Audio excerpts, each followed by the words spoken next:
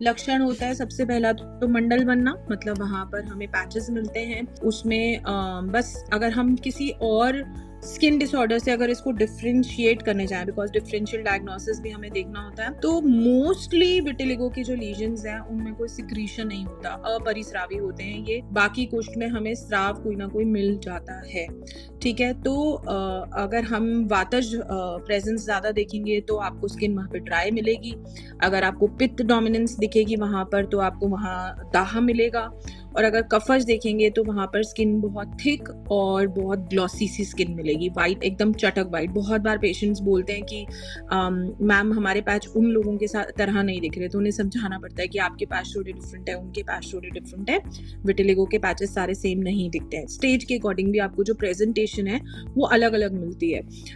जब patches progressive होते हैं तो वो बहुत धुंधले, बहुत ही बस विवर्णता दिखती है, और जब वो स्टेबल होते हैं तो वो बहुत ज्यादा वाइट भी हो जाते हैं, कई बार बहुत मार्जिन लिए रहते हैं, अच्छे से मार्जिन लिए रहते हैं। तो ये बहुत एक क्रिटिकल पॉइंट होता है देखने के लिए कि पैच बढ़ रहा है कि रुका हुआ है।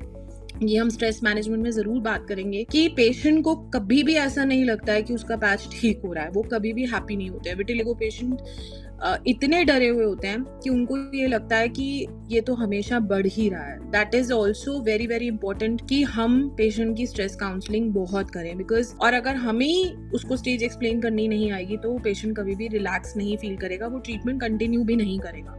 सो even if you have the best medicine, even if you know the diagnosis, even if you know how to treat it, patient आपके साथ रिटेन नहीं होगा। Stress management more than the patient, I think as a doctor, as a practitioner हमें चाहिए कि हम करेंगे, patient at least अपनी मेंटल पीस के लिए आपके साथ लंबे समय तक जुड़े रहेंगे। उसके बाद जब हम डिफरेंशियल डायग्नोसिस पे आते हैं तो मॉडर्न में दो टर्म्स मिलती हैं, दो डिजीजेस मिलती हैं हमें, जैसे कहा जाता है टीनिया वर्सिकुलर और pityriasis alba, which is a fungal presence, और इसको मैं कृमि रोग से कोरिलेट करती हूँ अपनी प्रैक्टिस में। कृमि जैसे कि हम जानते हैं बाह्य और आभ्यंतर दोनों तरह के होते हैं, तो अगर आप बाह्य प्रेजेंस देखते हैं तो पेशेंट में हिस्ट्री मिलती है कि लाइस प्रेजेंटेशन बहुत ज्यादा मिलती है, हिस्ट्री मिलती है। उसके बाद अगर आभ्यंतर कृमि है तो जनरल सिम्टम्स मिलते हैं, पेशेंट दांत किटकिटाता है, पेशेंट को भूख नहीं लग रही है, भूख कभी बहुत ज्यादा है, कभी कभी सिर्फ अनीमिया एक सिम्टम होता है जो हमें मिलता है, एपेटाइट ठीक होती है, मोशन ठीक होता है, कभी कभी लॉन्ग स्टैंडिंग कॉन्स्टिपेशन पेशेंट को होती है, यूजुअली बच्चों में मिलता है। बट मैं इतने लोगों में काम करती हूँ, मुझे लगता है कि कृमि एक ऐसा एस्पेक्ट है जो हमें हर विटिलिगो पेशेंट में कंसिडर करना ही चाहिए। उसके बाद बात आती है कि हम डिफरेंशियल डायग्नोसिस की मैं बात कर रही थी कि हम डायग्नोस कैसे करें कि ये श्वित्र ही है। So first of all naked eye examination, आप दर्शन चिकित्सा से उसे देखते हैं। अगर आपको नहीं समझ आता है तो नेक्स्ट स्टेप होता है एक वुड्स लैम्प एग्जामिनेशन, जिसमें हम लैम्प के अंडर एग्जामिन करते हैं पैच।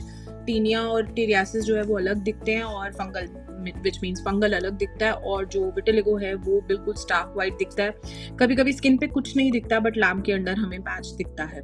फिर भी कंफ्यूजन है, अगर आपको सिर्फ डायग्नोसिस करवाना है, पेशेंट का रिलैक्स होकर उसने इलाज करवाना है, you are confused with other diseases, देन आप उसका स्किन बायोप्सी भी करा सकते हैं। ठीक है, उसके अलावा अगेन जैसे मैंने बोला कि श्वित्र अस्रावी होता है, और बाकी बीमारियों से इसमें सबसे बड़ा फर्क यही होता है कि ये छूने से फैलता नहीं है, कंटेजियस नहीं होता, इट इज़ नॉट कम्युनिकेबल। तो अगर कोई फंगल या कोई और कुष्ठ रोग हम देखते हैं तो कभी कभी वो कम्युनिकेबल भी होते हैं, ये कम्युनिकेबल नहीं होता है। ऑक्यूपेशनल ल्यूकोडर्मा भी इसे कहते हैं, जहाँ पर लॉस ऑफ मेलेनिन होता है due to the contact of any chemicals which are present. ये केमिकल्स आजकल जो मिलते हैं हमें मोस्टली मिलते हैं बिंदी एडहेसिव्स में मिलते हैं, हमें डाइज में मिलते हैं, हेयर डाइज में मिलते हैं, रबर स्लिपर्स में मिलते हैं, लेदर में मिलते हैं, रबर ग्लव्स में मिलते हैं, विजाइनल जेनाइटल एरिया पे जो होते हैं वो कॉन्ट्रासेप्टिव से मिलते हैं। देन बहुत सारे आजकल तो केमिकल्स की भरमार है। Sanitizers were a big reason COVID के बाद विटिलिगो स्प्रेड होने के लिए, that was a very very very very big reason I would say. जो मैं बहुत अनयूजुअल देखती हूँ आजकल, कई बार बच्चों के केस में स्लाइम, प्ले डो जो होता है वो होता है।